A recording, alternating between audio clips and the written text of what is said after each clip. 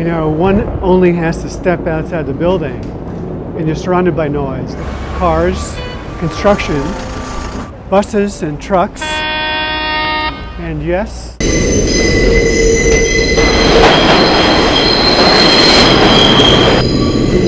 there's a lot of noise in subway stations. Does the design of the subway station make a difference in how much noise there is? We chose 10 stations that were straight and 10 stations that had curved tracks coming in. We measured the sound level using a sound level meter. And what we found is that curved stations are just much louder. They're louder in both the low frequency content as well as the high frequency content. It's that high frequency is what we find most annoying with level of squealing. And we want to put our fingers in our ears and protect our ears from that noise. One of the loudest stations that we went to was the South Ferry station, which is a curved station. Now, on the same line at the 28th Street station, it's straight, but it's not as loud. And so, not very pleasant to spend some time here.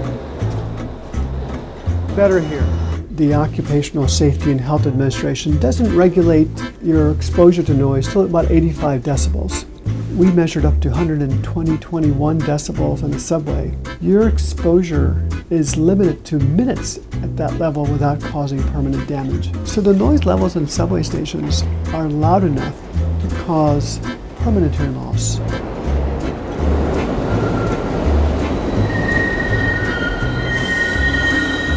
When a train like that comes into the station or is about to leave the station, you should take out your earplugs, these foam earplugs.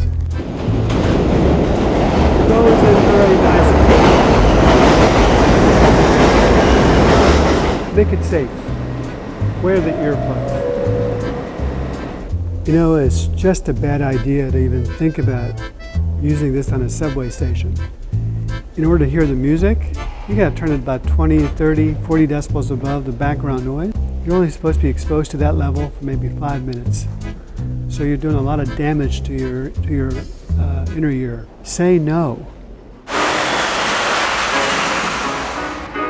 I think the most direct impact of our study is that we really do need to look at whether subway stations are straight or curved. If they're going to be curved, less curved. Or if there's an opportunity to put some sound dampeners at the beginning or the end. The choice of the trains themselves can also impact. So there's a lot of things that MTA can do to reduce that noise exposure or noise levels that we have in a subway station. As we rise from the depths of this subway station, I'm looking forward to the relative quiet of the busy, bustling street of New York City. Maybe give my ears a rest, relax a little bit.